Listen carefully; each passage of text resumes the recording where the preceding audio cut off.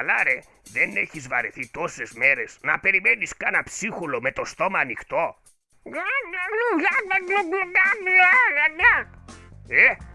Έχεις δίκιο, αλλά τι να κάνω, με έχει ρημάξει πείνα εδώ και τόσο καιρό, είμαι εξουθενωμένος. Έλα ρε εσύ, σιγά, θα πέσει κάτω και θα το φας, μην είσαι υπερβολικός.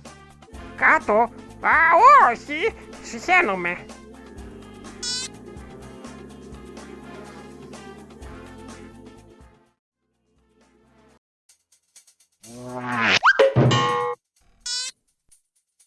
Μάγκες, φάγανε το Θανάση.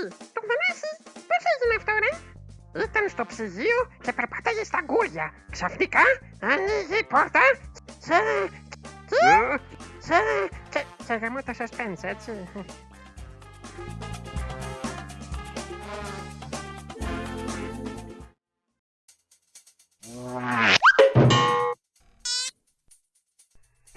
Έρχεται, Μίτσο, κάνε εμφάνιση τώρα.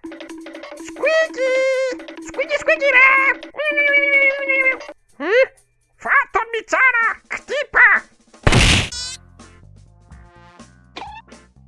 Ίσως να βιαστήκαμε λιγάκι. Λες?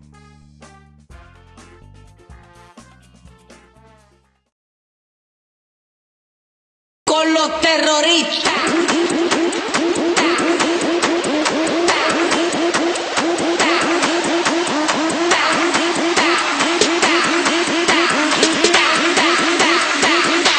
And do the Harlem Shake.